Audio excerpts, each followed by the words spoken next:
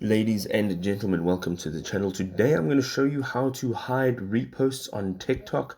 So as you can see here, I'm now in my TikTok account. What we're going to do is go up to the top right hand side. You'll see three lines, and once you tap on that, you will get these options. Now this may look slightly different because this is a business account, so I have the creator tools and the business suite.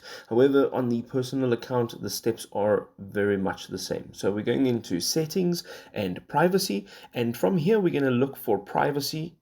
For me, it's the second option from the top.